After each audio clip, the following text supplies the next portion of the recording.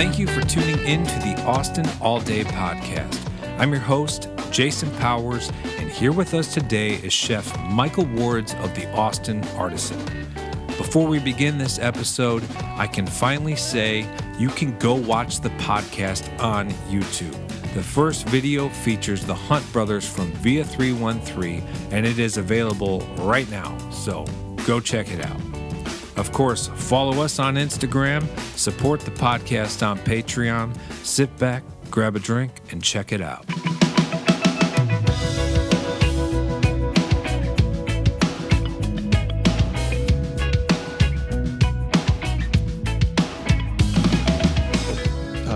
Actually, Grant, when he first started over at the UT Club, he was growing micros out of there for a while. Okay. Yeah, and I always wanted to go by and check him out, but I don't think he's doing that program anymore. He does everything. Dude. I was telling him. Dude, the guy, it blows me away. So woodworking, knife making. He made, when I turned 40, he was doing this at the time, but he was doing leatherworking, and he handmade my knife roll. Oh, yeah. He does that Custom too. made with all my knives. It's crazy. You know, he was doing Kydex. He was making Kydex holsters for a while. We need to come up with like a nickname. Grant, instead of like Grant the Man, like something. It's Grant the Busybody.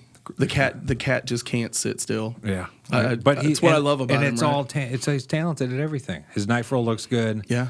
Knife roll looks good. I've seen handles he's made, stuff like that. So. Well, I stumbled across, he has this like side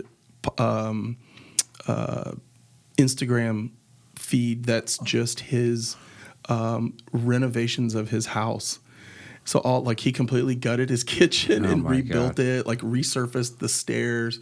And I just like stumbled across this really like a couple months ago. I was like, it's just kind of his little secret interesting Instagram feed. What is it? Is it private? No, I'd have to go look. I think it's just his name, like Grant Irvin versus like Chef Grant Irvin. Oh yeah, because he said the Chef Grant Irvin is all.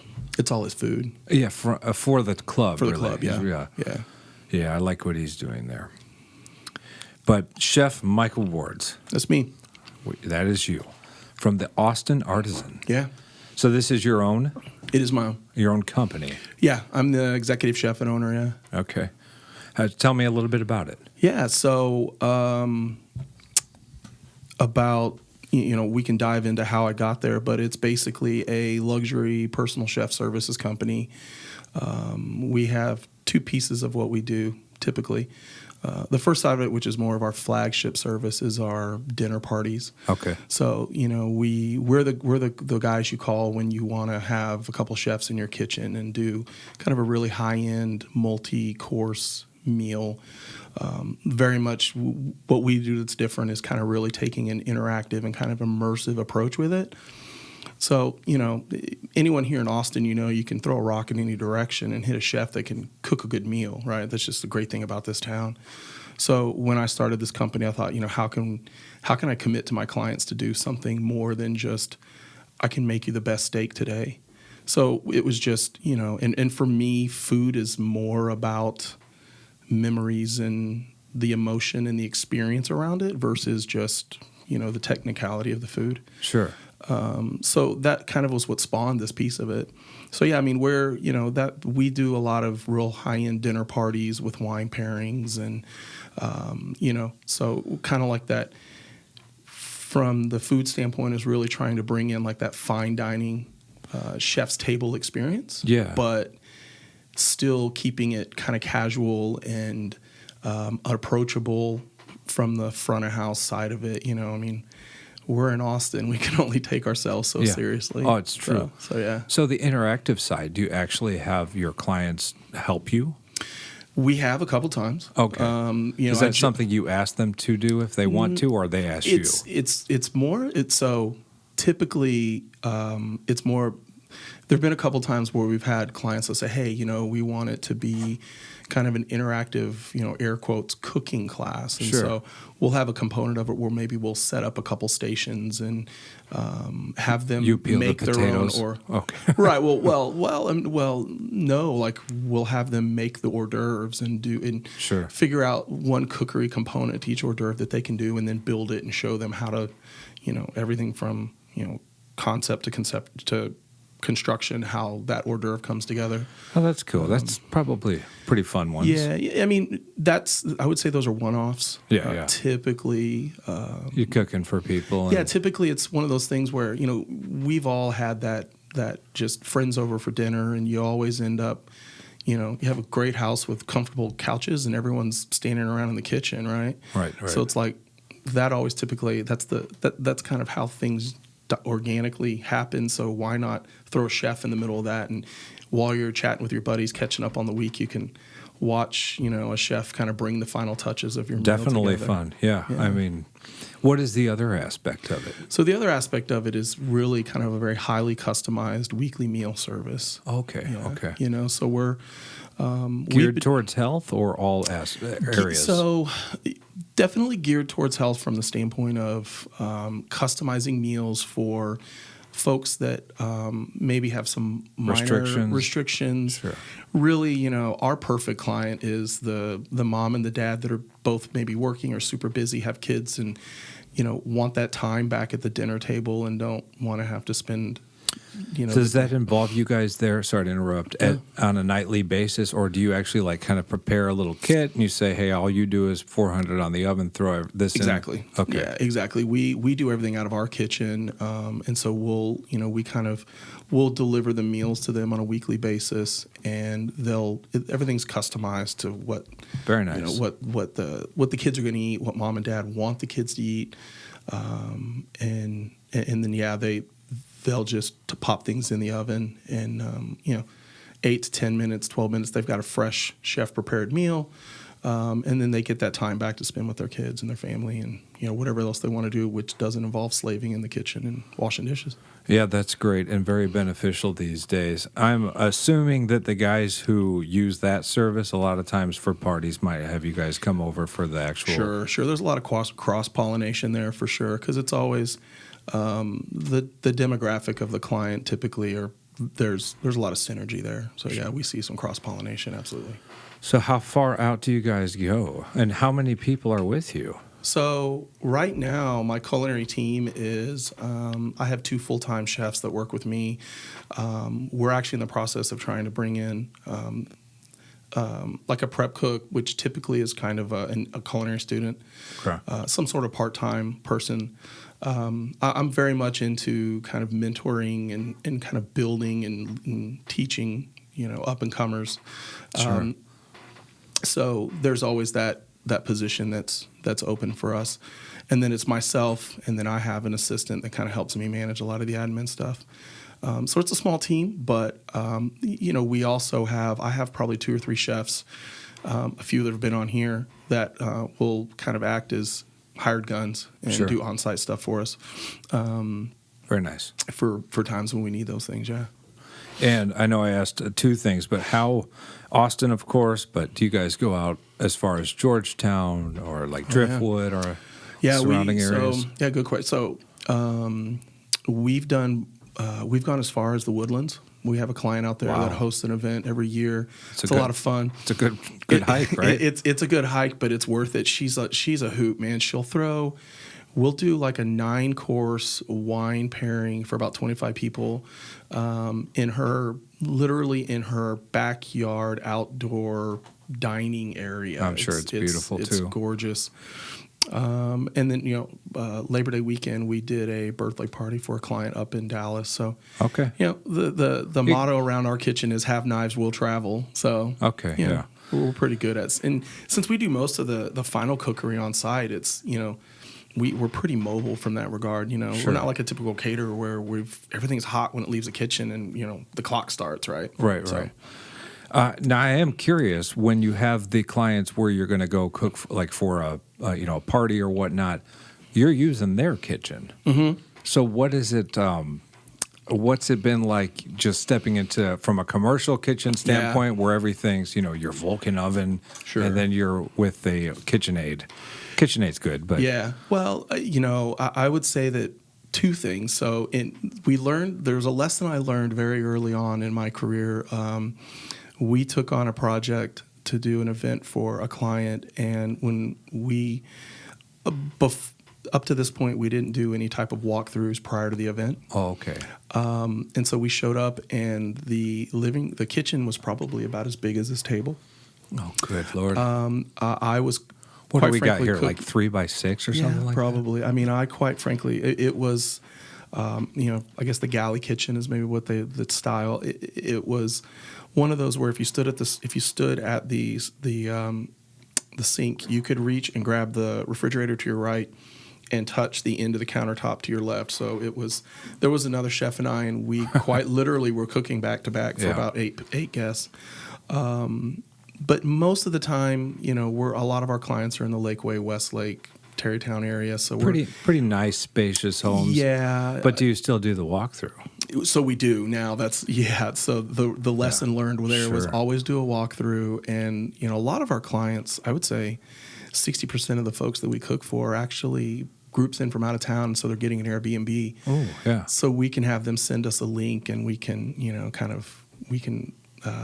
survey it before, but still, you never know what you're walking into, and so that's kind of the fun of it. Actually, a little bit. It's kind of right, you like never an know, adventure, man. right? So I'm guessing here that when the kitchen may not be up to your standards or what you guys might need, that maybe you will not say no, but kind of take care of some of the duties offsite. It's all about proper planning prevents poor performance, right? So. Yeah, I mean, we've just, once we kind of know what we're working with, then we'll plan accordingly. Having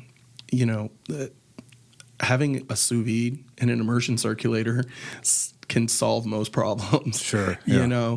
Because all you need is a plug, and you plug that thing in, you can drop a water bath and all that. And then at that point, all I need is just something that creates heat to sear things off. But yeah, it's like I said,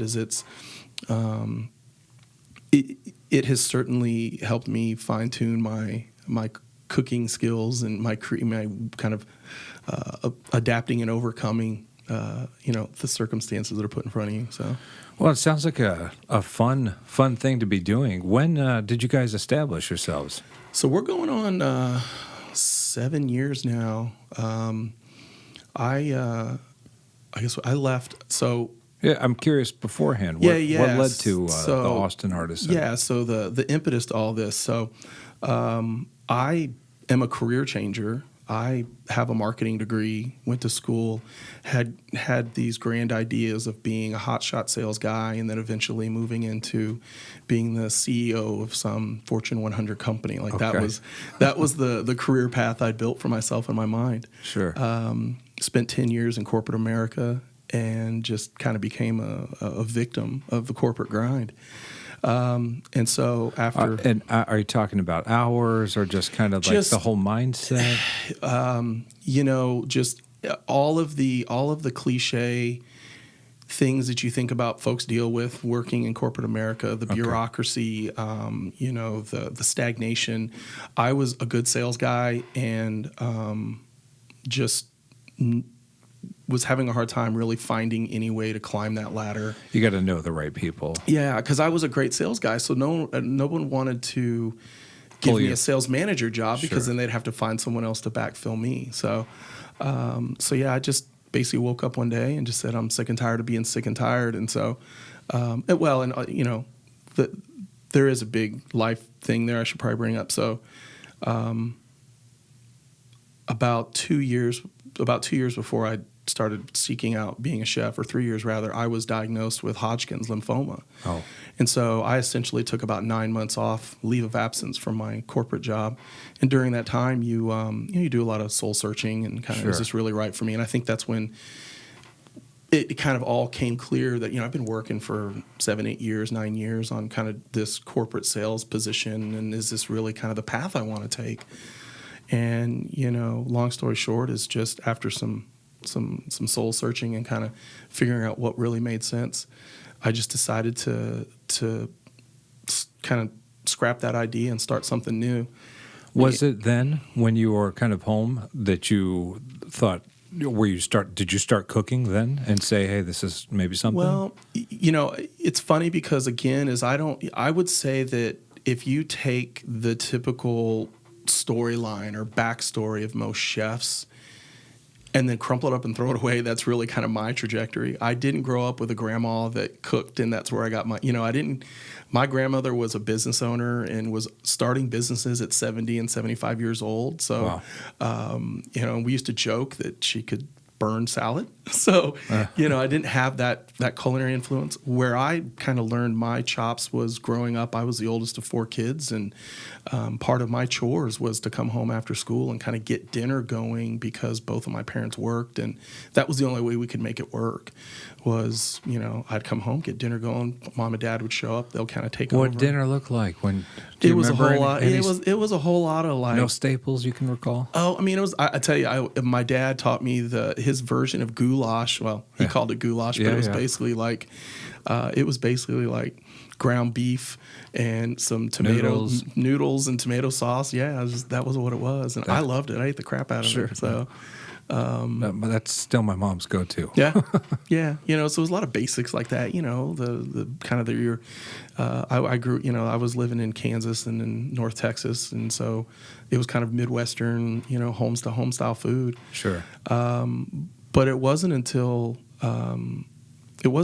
I walked away from my sales career and was just kind of in that kind of gray zone before I walked into culinary school that I kind of realized, I was basically laying in bed one night and talked to my then girlfriend, then fiance, now wife, and I just told her, I said, I don't know what to do, and so she said, well, what are you doing right now? What's you don't have a job. What are you doing?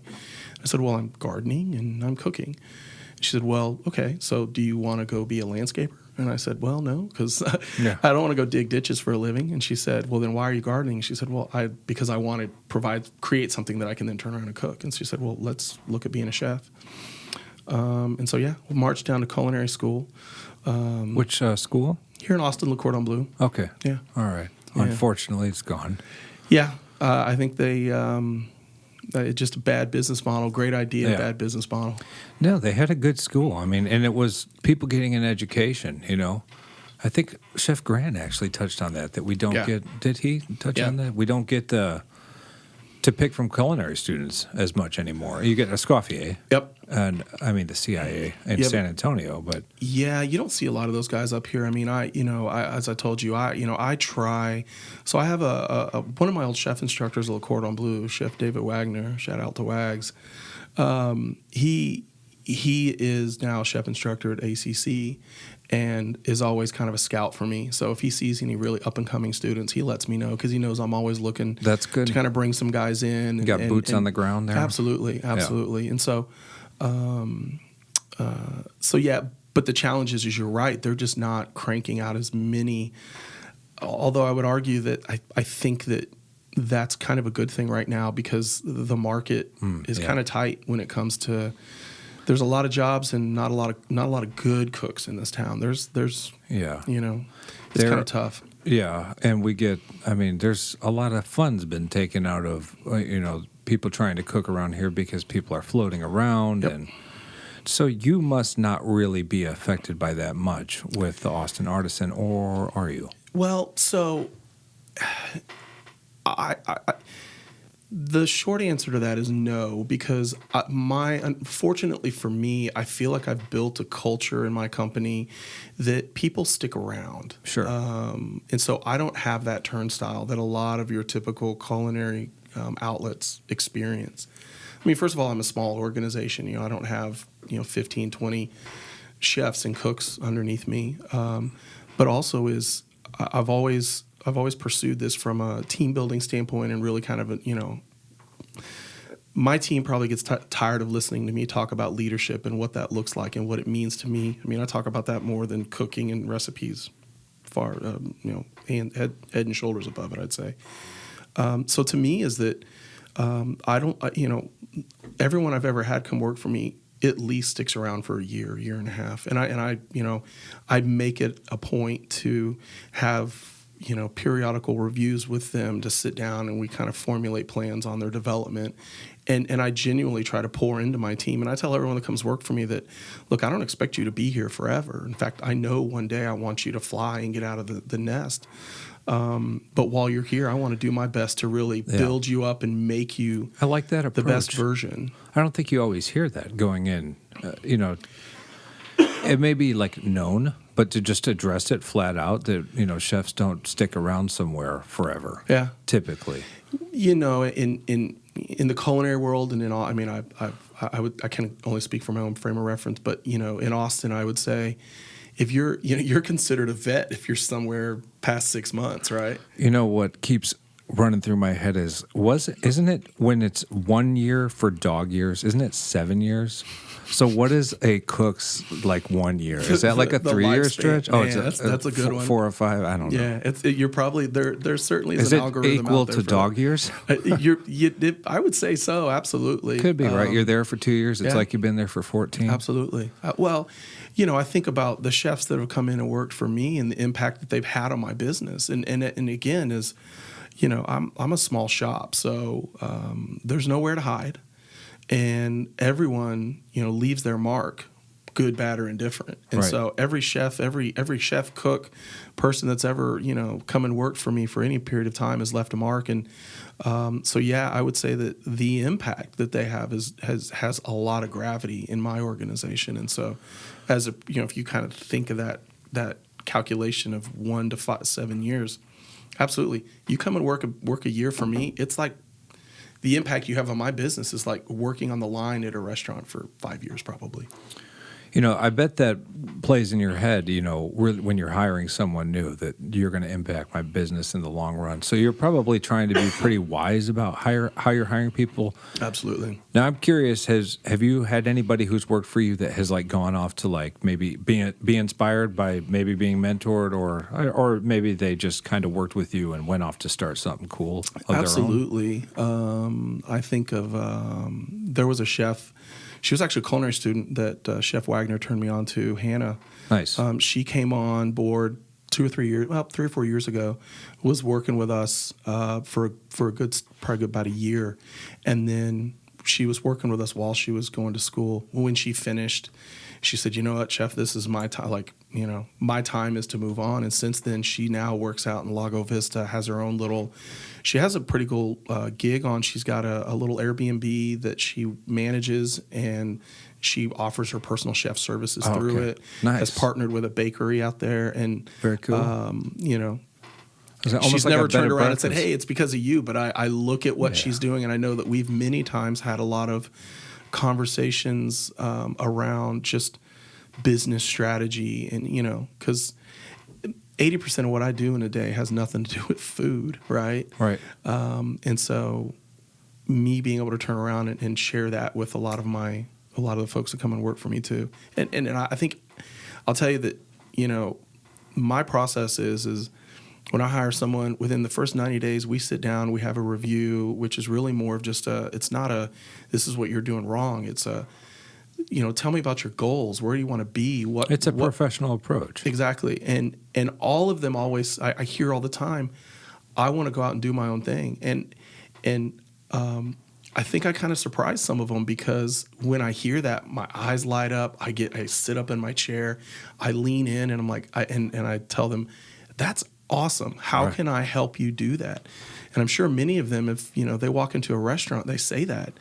The chef kind of was like, "Oh, okay, well, get back to prep." Right. Exactly. We'll talk about that later. But for me, is that I think I know that folks, I'm sure every chef out there one day wants to hang a shingle and have their own spot. How many of them actually have the courage to do that? But either ways, it's not for me to decide. All I can do is make you the best version of yourself, and teach you what I know about leadership and about how to be a great business owner. I'm probably a much better business owner than I am a chef, frankly. Sure. I hire great people that cook. We both know. I mean, in this industry, of course, everything kind of reciprocates. Yeah. But when you really get down into Austin, of all places, things really reciprocate. I mean, everybody sort of knows everybody. Yeah. And so if you're not, I mean, yeah, if you're a great business owner, that the word gets out. Yeah. You know what I mean? You don't necessarily have to have the chops if you're a great guy to work with. Yeah. Yeah. And that goes a long way.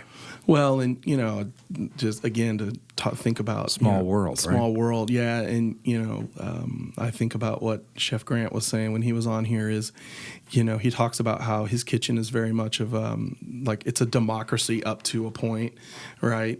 Everyone has their say until they've defined what the standards are, and then once the standards are defined, that's non-negotiable. I'd say that I share that same philosophy. I on a seasonal basis. In fact, we just did it probably 2 or 3 weeks ago. Everyone in my company sat down and we spent 4 hours just brainstorming on different seasonal dishes that we could do this fall for different clients. And, it was very much of a collaborative effort of everyone being able to be involved in it. It wasn't just, this is my food, this is my way, and this is what I want, I got to ask because I haven't. So what is the cuisine? Sure. I know it's got to be that it's whatever, right? It goes all over the place. But what do you guys like to focus on? It really kind of depends on who you ask. Because the great thing about what I do is I'm not locked into a concept. I'm not a restaurant or a food truck, and Sure. I'm known for doing this thing. So we can do whatever the hell we want. Yeah. Do you get the clients saying, we want this? So we get 2 types of clients typically. It's kind of 2 ends of the spectrum. We'll get client A that says, I want XYZ, I want it to be done this way, and oh, by the way, here's my grandma's secret recipe for it, and go. That's probably one in 100. Specific. Very specific. Yeah. More often than not, when we talk to clients about menus, it's what things should, what ingredients. And I'm talking about like when you come cook a meal, not the meal prep. Yeah, kind of deal. exactly. When we're doing the dinner parties. So,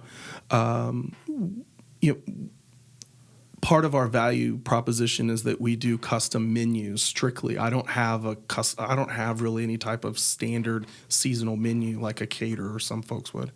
So all we do is we try to glean from the client, what are some things you want us to try and highlight? What are some things you'd like for us to avoid? And then is there anyone in the room that has any dietary restrictions? And then from there, that's kind of what gives us the direction. Like I said, some folks will give you some very specific direction. Most of them are like, you know what? I really like French cuisine, so maybe do something in that realm. For me, my background is classically French trained. But, in the restaurant, the places I've worked here in town, it's a lot of modern American influence with the chefs that I've kind of look up to. And then even with some of the kitchens I've worked in. You're most comfortable there? That's my comfort zone. But we dabble in a lot of Asian fusion for a lot of clients. Very cool stuff. There's a lot of cool flavor profiles there. And then, kind of your European, your Spanish, your Italian, your French, like that stuff we kind of play around with a lot too. It's funny because you have a lot of chefs on here that are in restaurants, and you'll hear them talk about, how many times they'll test a dish before it even gets on a menu. There's many instances where That's the one and done. Oh yeah. Well, the first time, with the time of the dish is on the table at a client's house, we've maybe only cooked it once or twice before.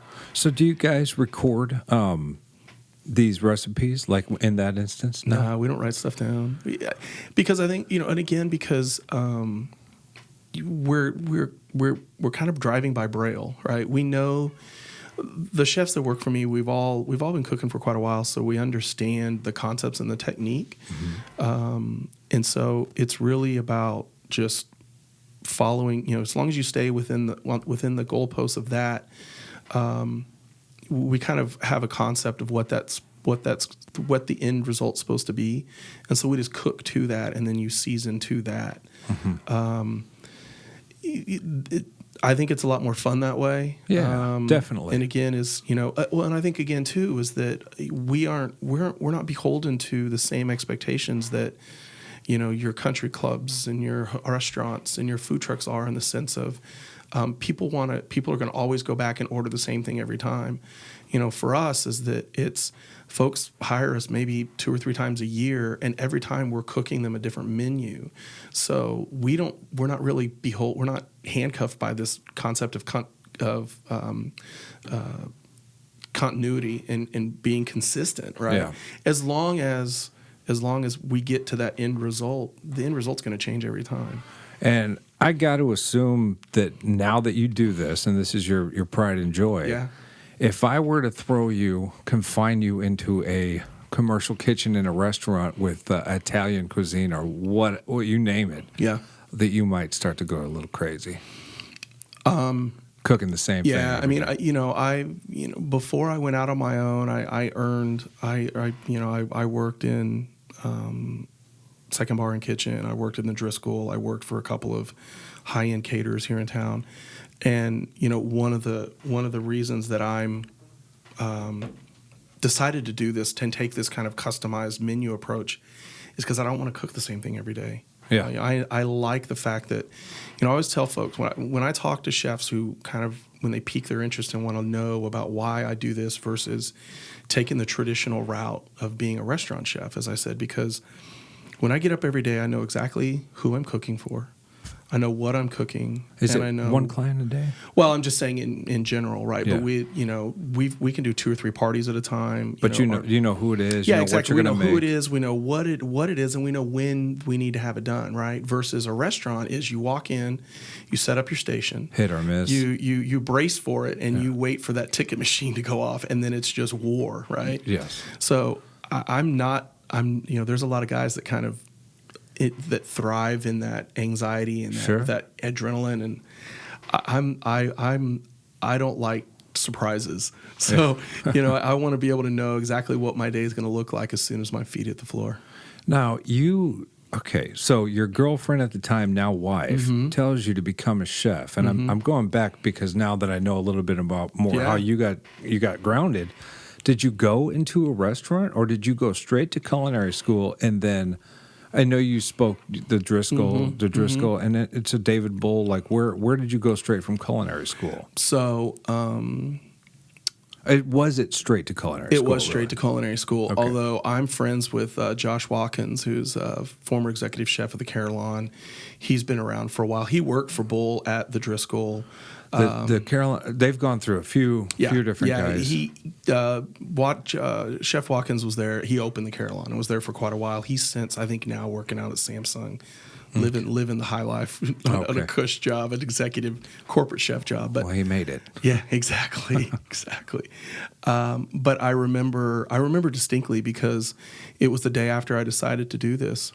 And The artist. it was the day after I decided to go to pursue culinary schools. Okay. Yeah, and I called him and I said, "Hey, man," I was like, I want to go to. I want to. What do you think about this? Is this kind of crazy? And he said, "Oh, man," he's like, "Screw culinary school." He says, "Come work for me, and I'll teach you everything you know."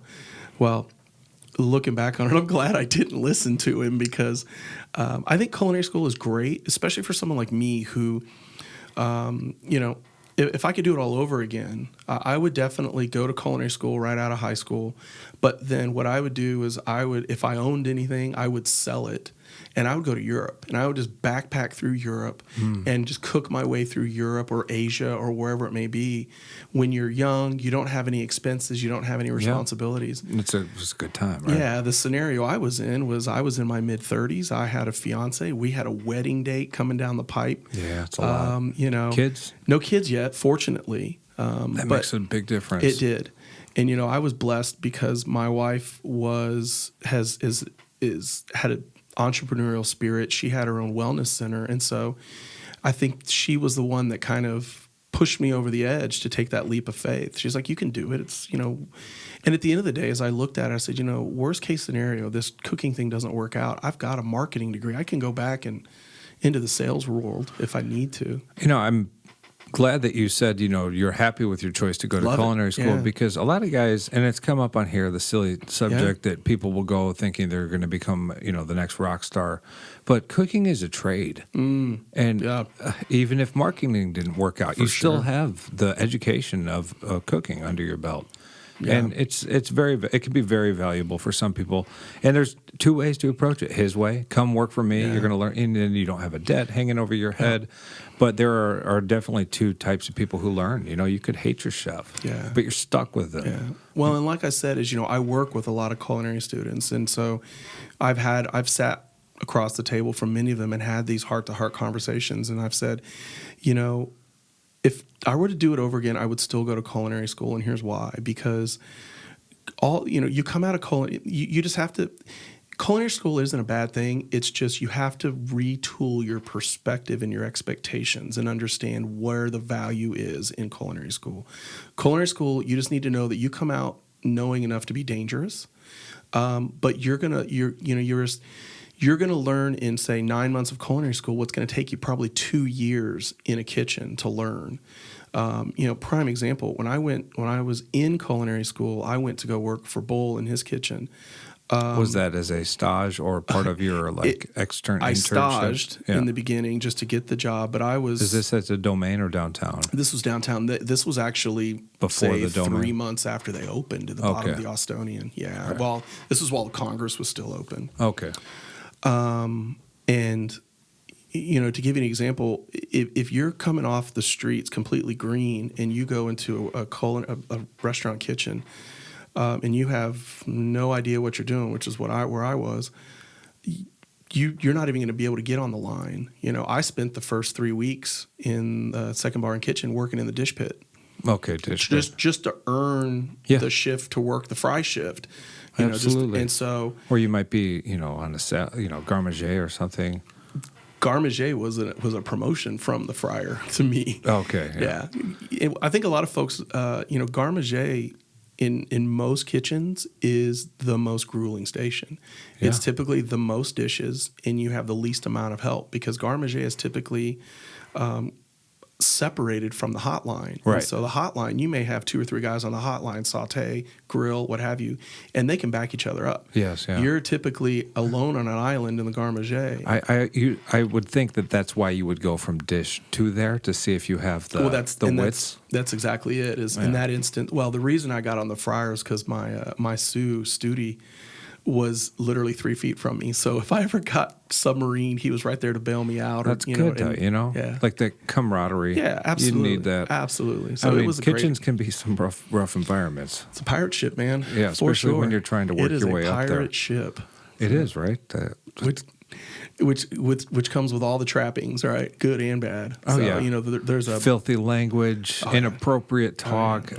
Bad lifestyle. You pick up a lot of bad habits. I mean, you've got the Anthony Bourdain there on your shirt, and he's the one who kind of shed the light onto such an inspiration. Yeah, he did. Yeah, it's just still rippling. Yeah, it's crazy. I tell myself, you were talking about your podcast and how you really would love for this to kind of become your full-time gig. If I were to write my ticket, I would want to step into his shoes on the shows he had and do that. Yeah. It requires the thing I think people probably do recognize, but all the narration is him sitting there journaling, writing, thinking about where he was. He wasn't just, dream job, I'm off here drinking this. He's sitting there in deep thought thinking about where he is in the world and what these people are going through. It's great stuff. I agree, and I feel like there's a vacuum that hasn't been filled yet. There's a lot of great cooking shows and food shows that's out there. what prompted this. That's why when I said there's still a ripple, I mean, I was tempted. The Austin Kitchen Confidential. I didn't want to run into problems, but the whole idea of let's get some guys in here and let's hear either the struggle or whatever. I love it. It doesn't necessarily have to become a podcast, about watermelon radishes. You know what I mean? Just whatever. Yeah, You know, it could yeah. could I be agree. real talk. You know, side note, real quick, because we're talking about the podcast. Something that I have not mentioned, and I'll mention it now, and I should have mentioned it to you before you came, and maybe you can leave this before you leave. Yeah. But going forward, I'm going to try and coordinate. Every guest who comes on here will bring their favorite recipe that they want to share. Yep. And they don't have to share it on the podcast, but it can be grandmother's recipe or I don't know, goulash, whatever it is. Yep. Maybe a current recipe. Pork belly. So, yeah, That's something my pork somebody belly. needs to know. And we're just going to make a stack of these. Okay. And whenever it's ready, whenever it can be properly coordinated, we will make the Austin All Day Cookbook. And maybe we can, involve pictures of these recipes, Yeah. but just a giant stack, think it'd Chef be awesome. Micheal Wards, Yeah. Austin Artisan, here's his recipe. Yeah. Just, I think it'd be great. a collection of recipes. I think it'd be great. Be fun, Absolutely. right? 100%. Good stuff. I mean, there's been all kinds of have a cutting board and have people sign it, take all the pictures, put them on the wall somewhere. Sure. But, I think recipes, that's pretty valuable. I know there's some I'd make. Well, yeah, and it Like Grant. yeah. I'd be cooking his whatever he brought in right away. Oh man, yeah, I guarantee you, it's probably something from Louisiana you or calling Southern. it? Okay, yeah. Yeah. There we go. Yeah, I'm sure a lot of it would be actually. Yeah. Good. when I good worked damn when I food. worked with him, I saw he'd come in and just kind of tweak around in the kitchen, and I saw some pretty good stuff, man. The guy's got chops. He can cook. He And can cook yours his would ass be off. pork belly? Yeah, man. That's so. Yeah, it'd probably be pork belly. It's probably my favorite thing. I love to braise. I don't know why. Yeah. That's my favorite cooking technique. Okay. And yeah, I always come back to like the perfectly braised, seared, crispy skin pork belly. My wife likes to call it bacon steak. Bacon steak. Bacon Well, it steak. basically is, right? It's basically it. Yeah. No, you can't go wrong with pork belly. What's your favorite way to, what do you do with the pork belly after The problem with it is again, I don't write anything down. And, when I braises, it becomes everything in the but the kitchen sink type of a braise. But typically it has some sort of an Asian slant to it. Oh, okay. All right. Yeah, Maybe like a banh mi or something you do with? Excuse me. Yeah. I like to, it's like some sort of kind of a star anise slant to it with some fennel in there kind of thing. The pro tip that I've picked up, and, for those home cooks or other chefs that are listening, is the trick to pork belly is you braise it and then you take it out of the braising liquid and you press it overnight. Put it between two pans and put some heavy weights on it and you press it. Okay. Because what that does is, what most people don't like about pork belly is that texture of some of that fat. Yeah, exactly. And when you press it overnight, it kind of pushes that out and consolidates it down, and it gives it that nice meaty texture all the way through. There you go. And then the next day it's one nice even It's like plank. condensed into it. Yeah, exactly. And then it's That's one nice the even pro tip. plank. Yeah. And then you just portion it out, sear one side. Ah, man. Right. And it's so versatile. I mean, you can make tacos with it. I've done many a dish where it's just a nice piece of pork belly. We did a Scotch pairing one time where we did a smoked pork belly dish that was just the tits, man. Yeah. Sounds good right now. Yes. Sober October. I know. God dang it. Yeah. What, we're almost 10 days into that. I try not to look at the calendar. Right. Just grind, man. Keep my head down. Before I know it, it'll be November. Right. Is it? Yeah. I think it's the no remember November. Oh yeah, exactly. Yeah, exactly. Just kind of undo everything I did in October. Right. Exactly. We'll see. You got some days to put in here. Yeah. So tell me, on a typical week for you, what you're currently doing. Sure. What does it look like? Yeah. Like hours or? Yeah. So, for us is that a couple things. So we divide our day out or our week out into two separate production pieces. So we're doing all of our weekly meal service clients on Mondays and Tuesdays. That's when they want their meals anyway, the beginning of the week. Yeah. So usually my crew's in on Sunday, and they're doing all the prep and the cookery for that, rolling into Monday so that we're delivering those meals out Monday, Tuesday. Wednesday for us is kind of a quiet day. We're kind of just re-gearing. We're kind of tooling back up. Thursday, Friday, Saturday are the dinner parties.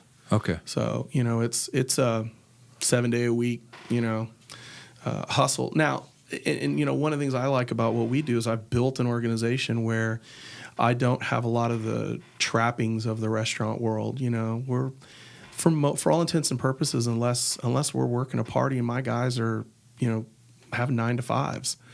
Oh, Now, really? Oh, yeah, Okay. because we work out of a closed commercial kitchen, and so we can go in whenever we want. So, if we're going to do, Sundays, my guys will go in and they'll start about 9 a.m. and start prepping out for all the meal service, and they'll be done around 5 or 6. Yeah, that's come back in the next morning on Monday, and we finish up when my delivery guy takes the meals out on Monday, and same thing for Tuesday. Yeah.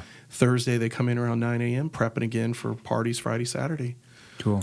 So it's if ever there were like the kind of wave the magic wand of the perfect chef job, like this is what you've created. I've good. Fortunately done it as best I can. No, this is good, and this is something people can consider. I mean, if they're, I don't know, they want to get out of the grind, they can approach something like this. Now, I want to know, with these meal preps, so maybe for myself or anyone listening. If they're into making like a meal kit for themselves, what's like some common things that you see that makes sense to just make for like a meal prep thing? Like forget the kids, or I don't know, maybe bring the kids into it. I've got a kid, I don't know. Again, is that I try to tell folks that our meal service is our Monday through Friday food. It's simple. Like tacos. There's still a chef approach to it, but it's more simple, light and healthy approach, right? So what are some go-tos? So, we did like a Lebanese 7-spiced rub grilled sirloin this week. Okay. So multiple people can get this. Oh, yeah. Okay. And we kind of come up with, we still kind of tweak the menus for each client for their specifications. For sure.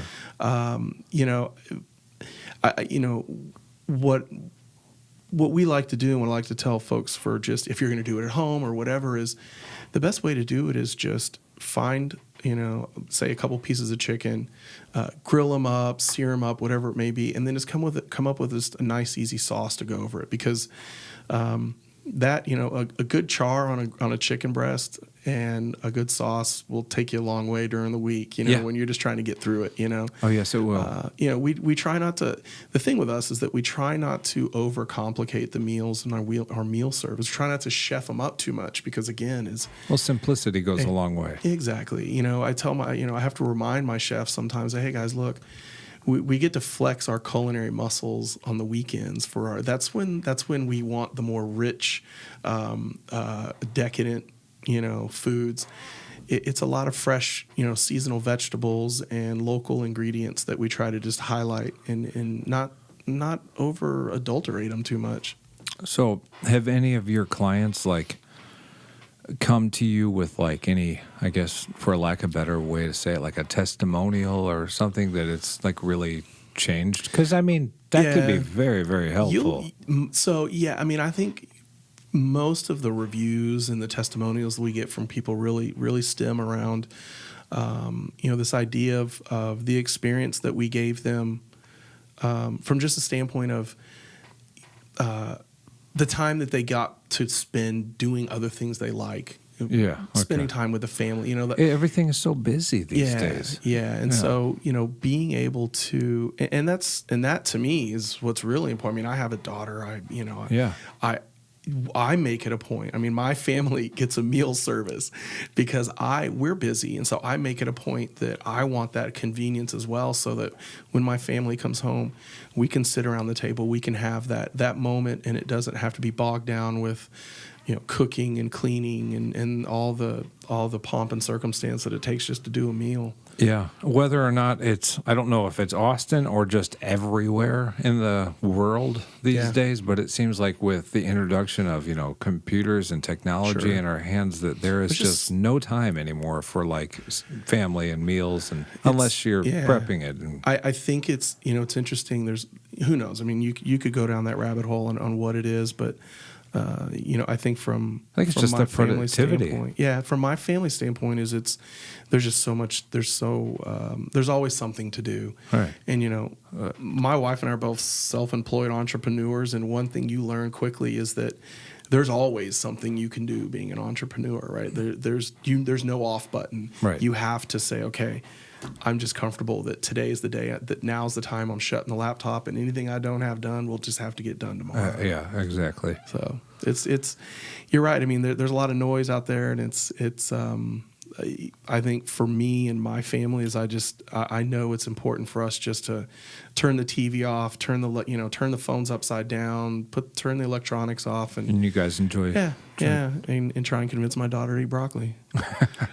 and the struggle is luck? real, brother. Oh yeah, no, I know. Usually, we had an episode with Starburst and cotton candy ice cream. Oh Jesus! Versus vegetables. Yeah. Who do you think won? It's pretty nasty. Yeah. Well, I mean, it's we've gotten to the point now to where I'm starting to, where we cook all the meals for my daughter when she goes to school, because, I look at the menu at her school and I just kind of roll my eyes like, oh, so she brings her. Yeah, I prep all her stuff out for her every day. Yeah, we were doing that for a while.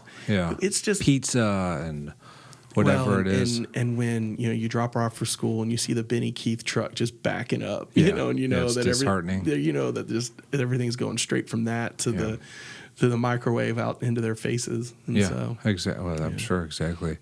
That might be a cool thing to introduce to schools, is more of like a upped kitchen. Yeah, there's there's a couple of companies in town that do that specifically for like private preschools and stuff. Yeah. Problem is they face the same struggles. It's not cheap. They face the same struggles that public schools is that there's not a budget for it. Sure. So I'm assuming in your time doing your cooking career, you've come across some cookbooks that maybe you fancy. Oh yeah. Do you want to share any of them, or do you covet them close to your heart? I am a serial collector of cookbooks. Oh, are you? Yeah, and it's funny too because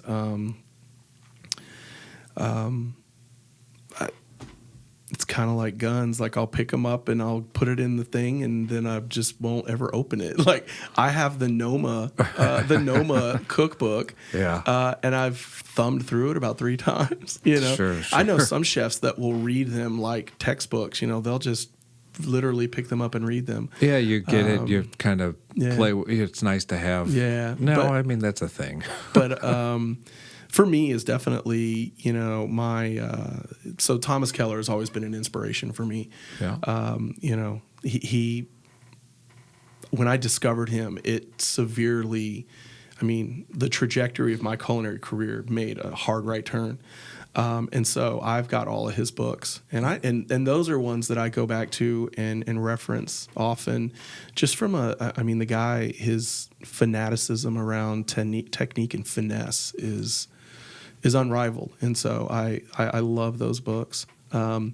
We experiment with a lot of fermentation and pickling and preserving in the kitchen right now. Some good books for that, right? So I've been kind of referring back to some of those. The Art of Fermentation, the Noma book is great. Yeah. It's that's one, you get to actually open it and use it. Yeah, exactly. Well, some of those books like the Art of Fermentation, man, talk about, I'm a guy that appreciates it's a big the book. science and the nerdiness of food, but man, that's like reading, a college level organic chemistry book. That's tough. You got to take that in little pieces. Oh, it's in the other room. I've done your approach where I have that, and it is nice to hold. Yeah.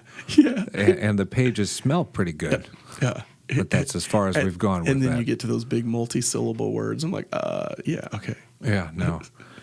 So do you have, we both have Austin in the name, and you go all the way out to Woodlands. This same thing here. San Antonio's welcome. Dallas, no. I'm sorry, no. Of course, everybody's welcome to come. I'll do Dallas. It's funny. I need a helicopter. When man. I go to San Antonio, I kind of cringe a little bit. I don't know, but yeah. No, do you? I've just never been a fan. I don't know what it is about the town. It's funny because I know people that live in San Antonio and just love it. I've lived in every other major city in Texas: Dallas, Houston, El Paso. You have? Okay. Austin. So Houston, I'm not a fan. No. It's just too big and chaotic. I'm with you. And San Antonio, I just feel like there's some really good maybe spots to eat. And that's it. I mean, I don't know that it's anything more than that, but the idea of going to visit and being able to try some things. I would say that's probably where I'm at with it. I guess when I think about San Antonio, when I think about the cities, it always comes back to the first question is, would I ever live there? And, and all of them surrounding us are a big no. Yeah, for the most part. Hey, they all have their different reasons. I've lived in Houston, and I don't like walking around sweating 24 hours a day because it's just so dang humid. Yeah, well, Dallas Austin is starting to get its glaring issues. I mean, it is growing at a stupendous rate. Yeah, and it's pushing me out, and it's interesting because Is it good for you, the growth? From a business standpoint, absolutely. I welcome it, right? It's a double-edged sword for me because from a business and professional standpoint, I certainly encourage pushing you out. Well, literally pushing me, yeah, absolutely. I mean, I'm living way far south Austin. Oh, okay. So your location. Both, yeah.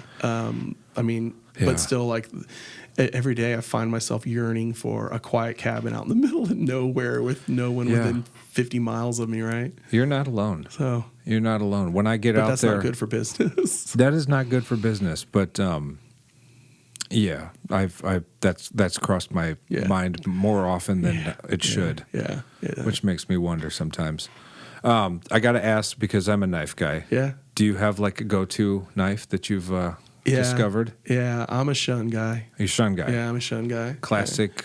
Yeah, I've got what is it? I got the Premiers. I've got the 6-inch petty and the big 9-inch chef knife. Do we have any of these on the Instagram? No, but I'll throw them up there. Yeah. Maybe I'm actually with the cutting board. Yeah. And some. I'm actually in the process of. I want to get a new knife. I just don't know what I want. I can help you with that. Paralysis by analysis, man. Yeah. So I've got some knives next door you can put your hands on. Oh, there we go. Yeah, there we go. But Shun is a good blade. Yeah. It's a reliable blade. But I guess if you've been using it for long enough, sometimes it's nice to spice it up a little bit. Yeah, I mean, it's, when I first got into the game, I kind of started collecting knives. And then what happened was that it just kind of, I got to a point where now I'm just grinding. I'm just working. And so here's I haven't had a chance to pick my head up and kind of see what else is out there. Oh, I tell everybody this about knives. In chef school, culinary school, you get a set of French, knives. The Mercers. Right. Some German steel. Yeah. Blunt force objects. Whether it's a Messermeister, a Mercer, Henkel's makes a good German blade. Mm-hmm. So what's going to happen to anybody is they're going to discover the Japanese blades and they're going to start throwing around all their money, make it rain. Yep. They're going to go broke and they're going to go in this big, big circle and then they're going to really start working. Instead of spending all this money, and they're going to go in this big circle, and it's like dusting off the old pickup truck. And you grab the Mercer that you got in culinary school that you could beat up and you can drop, and you can, and that's the reliable. Absolutely, it's a full circle. You're exactly right. So go experiment, but you might want to save some money and just get to work. Well, if you look at my knife roll, I still have the the Mercer chef knife, and I still have the Mercer boning knife. I still use those today. In fact, when we do cooking demos and stuff like that, I'll do a knife skills demo and kind of talk about the anatomy of a knife.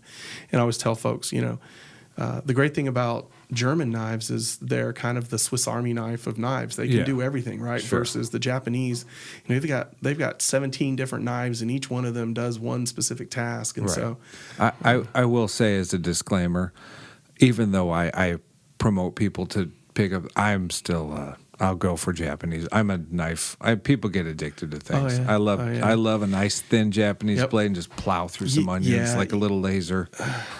You know where my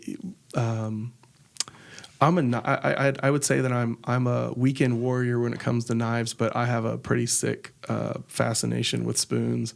Okay. Yeah. Have you discovered chef spoons? Oh yeah. I've got probably 3 or 4 Custom? Gray Coon spoons. Has he done anything? I haven't done any. I don't have any custom spoons You yet. should get the Austin Artisan kind of. That's a good idea. That is, yeah. But that would like be cool. I'm the dumb guy that spends like $40 on a serving on like a plating spoon.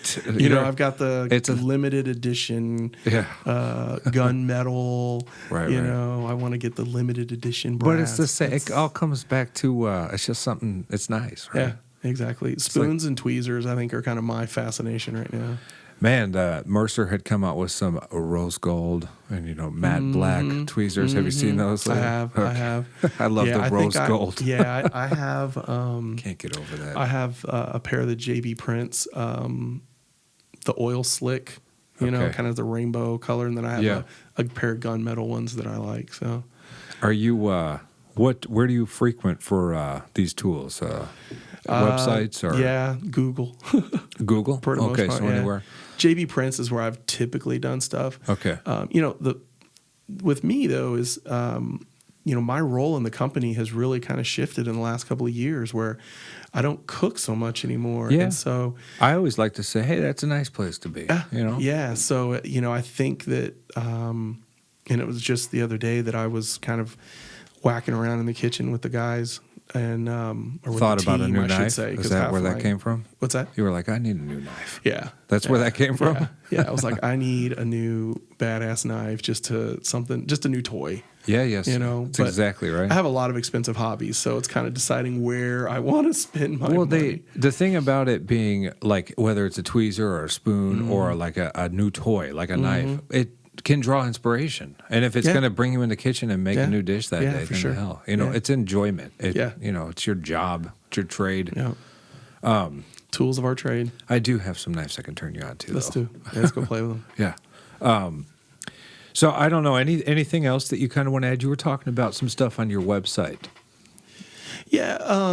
Well, I think, for me is that really, what the crusade, if you will, that I've really tried to kind of take on lately is, or it's always kind of been a passion of mine is, trying to get out there and educate. Like I said, we work with a lot of culinary students. And so something that I've always tried to share with culinary students is that while, to kind of get back into that conversation about culinary school does a great job, but where I feel like they fall short is really educating the students on what you can do when you leave school, right? Because there's always this natural path to go into restaurants.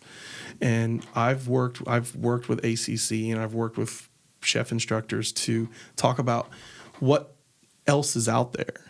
I've definitely broken the mold. I worked in restaurants for a short period of time, earned my chops, and then got into this world. Well, even things such as catering, I think in culinary school, it's not really taught properly, you don't understand the clear picture of what catering is. Well, and everything is done through the lens of restaurants, right? Yeah, I even remember. That's true. Huh? I even remember, some of the best. Some of the best compliments I ever got from chef instructors was, "This is restaurant quality food," right? And I remember, I've had conversations with, like I said, chef instructors at ACC and even like a career counselors and stuff. And I always ask, like, why is there no conversation around and somewhere in there about in today's environment, food is so front and center, right? There's people that leave culinary school every day.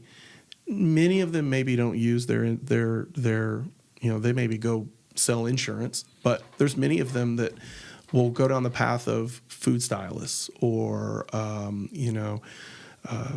writing about, just being a food blogger. And so there's a lot of different ways to, especially in today's environment, the funnel of career paths once you leave culinary school is so much bigger than just restaurants. And, So that's kind of been something that I've always tried to impart upon culinary students is open up your eyes, be creative. Like I said, is if a lot of folks look at my career path, they would. I didn't follow the typical mold. I didn't go and work in a restaurant for 5 or 10 years and then eventually go out on my own. I literally did it. I graduated from culinary school and about 18 months later walked away from it all and started my own gig. And so, there's a lot of chefs out there that kind of said, well, man, I don't know. Do you have enough experience under your belt?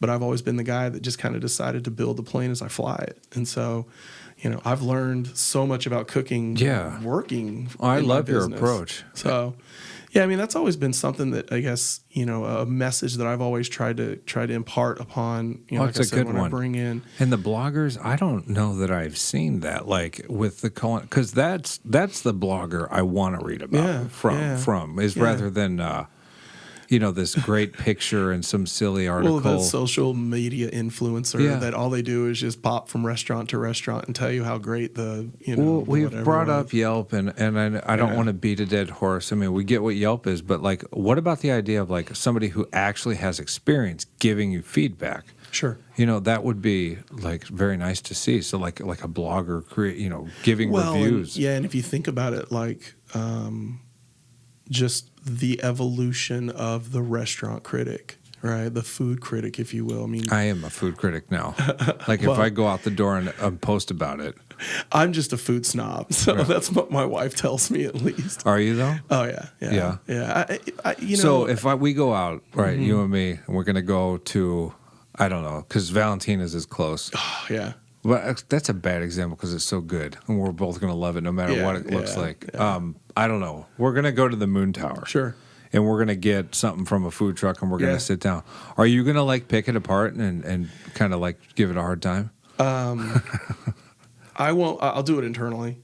Yeah, you won't say it out loud. I've. That's because you have a wife, and she's good. What if you were free? Like every day, my wife reminds me how much a food snob I am. So I'm always making the effort to not be it. Yeah, to not. But I think that and I think a lot of chefs all kind of come from this same approach of there's no off button, right? Yep. If you do what you do, you love it, and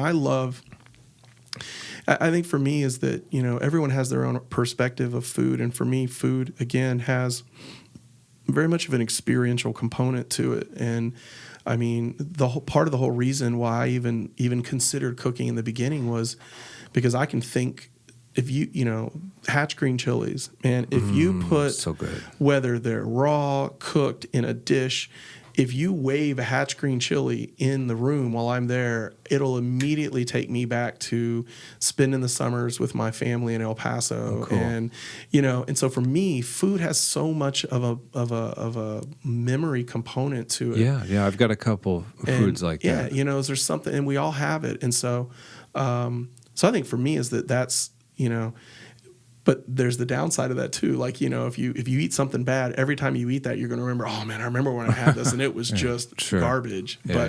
But yeah, I mean, I try not to be a food snob. I try not to ruin it for others. Yeah.